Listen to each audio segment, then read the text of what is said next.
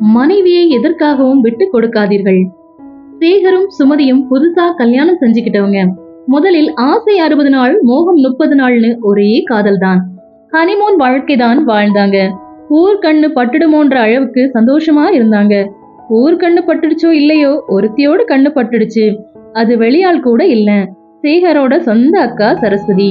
அவளின் ஒரு மகள் திருமண வயதில் இருந்தாள். அவளைத்தான் தன் தம்பி சேகருக்கு கட்டி வைக்கணும்னு ஆசை. ஆனா சேகர் அதுக்கு ஒத்துக்கல. அது சின்ன பிள்ளையில இருந்து நான் தூக்கி வளர்த்த புள்ள, அத போய் எப்படி கல்யாணம் செஞ்சுக்க முடியும்? அந்த புள்ளைய பார்த்தாலே எனக்கு அக்கா குழந்தை என் குழந்தை மாதிரி தான் தெரியுது. வேற நல்ல இடத்துல கல்யாணம் நானே பண்ணித்தாரேன்னு சொல்லி சேகர் மறுத்து விட்டான்.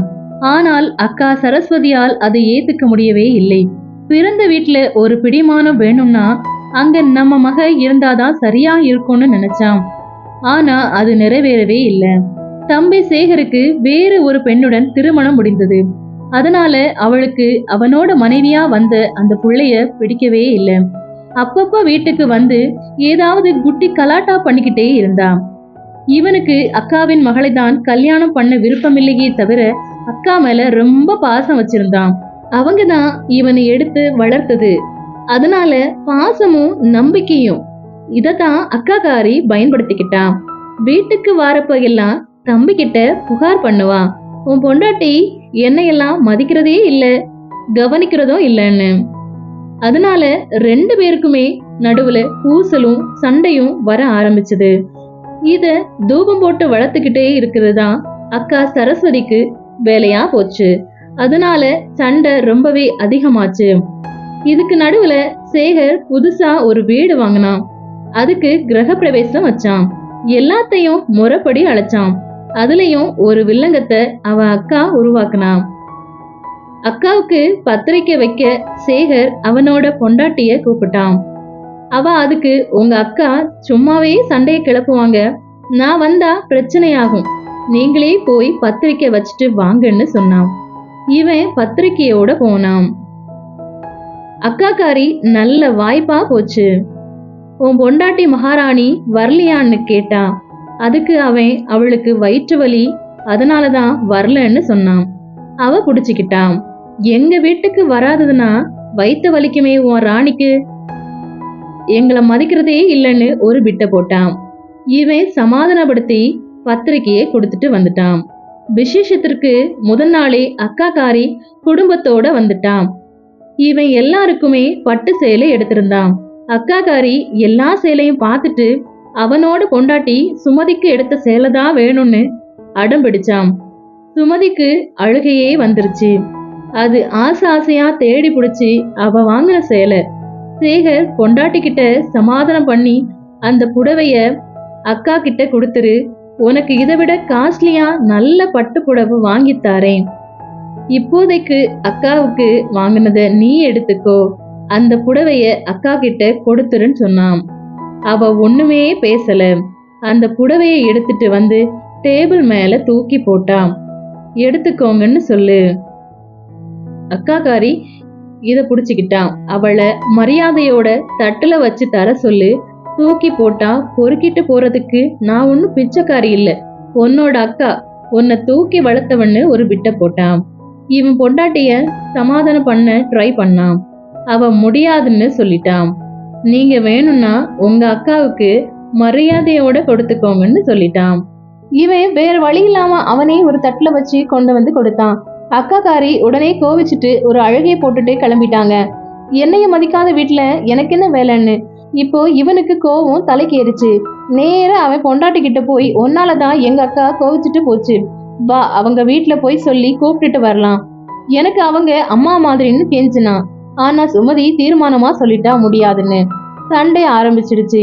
சுமதி சேகரை விட அதிகம் படிச்சவ, இவ கொஞ்சம் கம்மிதான். நீ அதிகம் படிச்சதுனாலதான் திமிரா பேசுற, இதுவே படிக்காத பொண்ணுனா இப்படி பண்ணிருக்க மாட்டான்னு இவன் சொல்ல, சுமதி சொன்னா, நான் ஒன்னும் உன்னை கட்டிக்குவேன்னு ஒத்த கால்ல நிக்கல, நீங்க தான் வந்து கெஞ்சுனீங்க, அப்பவே சொன்னேன் எங்க அம்மா கிட்ட, உங்களுக்கு படிப்பு கம்மி வேணான்னு கேட்காம கட்டி வச்சுட்டாங்கன்னா. இவனுக்கு தன்மானம் சுட்டது. ஆமா நான் படிக்காதவன் தான், நீ இப்ப கூட இங்க இருக்கணும்னு அவசியம் இல்லை, வெளியே போ உங்க வீட்டுக்குன்னு வெளியே தள்ள முயற்சி பண்ணுனா சேகர். ஆனா சுமதி போக மறுக்க 2 பேரும் கட்டி புரண்டு சண்டை போட்டாங்க. அதுல சேகர் சுமதியை முடிய பிடிச்சி இழுக்க அவ வலி பொறுக்க முடியாம கைய கடிச்சு விட்டா. அவன் நாய் மாதிரி கடிக்கிறான்னு எட்டி உதைச்சான். அதுல அவ மயங்கிட்டா. இவனுக்கு என்ன பண்றதுன்னே தெரியல. தண்ணிய கிண்ணிய தெளிச்சு பார்த்தான். ஆனா அவ முழிக்கவே இல்லை. உடனே அவன் அவங்க வீட்டுக்கு போன் பண்ணான். 1/2 மணி நேரத்துல அவங்க அப்பாவும் அம்மாவும் வந்தாங்க. வீட்டுக்குள்ள தரையில அவங்க மக சுமதி கிடக்கிறத பார்த்து அதிர்ந்து போயிட்டாங்க. தண்ணிய மூஞ்சில தெளிச்சு தட்டி கொடுத்தாங்க. மெல்ல கண்ணை திறந்தான். அப்ப அவ சொன்னா, இவன் கூட நான் வாழ மாட்டேன், காட்டான், இவன் நடுராத்திரியில வீட்டை விட்டு வெளியே அனுப்புறான்னு அழுதான். அவங்களுக்கு அவனோட அக்கா விஷயத்த ஏற்கனவே சொல்லியிருக்கா சுமதி. அதனால புரிஞ்சுக்கிட்டாங்க. மகளை திட்டினாங்க, நீ என்ன பண்ணான்னு. அப்ப அவன் அவ கடிச்ச இடத்த காமிச்சான். பல்லு 15 இருந்துச்சு. இப்படி நாய் மாதிரி கடிச்சா எப்படி வீட்டுக்குள்ள வச்சிருக்குதுன்னு சொன்னான். இதுக்கு நடுவுல அவனோட அக்காக்காரி விஷயம் தெரிஞ்சு வந்துட்டா. அவ வாரதுக்கும் இவன் கடிப்பட்ட இடத்த காமிக்கிறதுக்கும் சரியா இருந்துச்சு. அதை பார்த்துட்டு ஓன்னு அழுதான். என் தம்பிய நாய் மாதிரி கடிக்கிறாளேன்னு. அந்த சுமதி பொண்ணோட அம்மா அப்பாவுக்கு என்ன பண்றதுன்னே தெரியல. அதுக்குள்ள அவங்க வீட்டுக்கு எதிர்த்த வீட்டுல இருக்கிறவரு சத்தம் கேட்டு வந்துட்டாரு. அவருக்கு இந்த கூத்தெல்லாம் தெரியும். கொஞ்சம் அப்போ அக்காக்காரிக்கு வீட்டுல இருந்து அவ பிள்ளைங்க போன் பண்ணிச்சு. எங்கம்மா போயிட்ட ராத்திரியில, எங்களுக்கு பயமா இருக்கு, உடனே வாமான்னு சொல்லிச்சுங்க. இவ உடனே சரி நான் வாரேன்னு சொல்லி உடனே கிளம்பிட்டான்.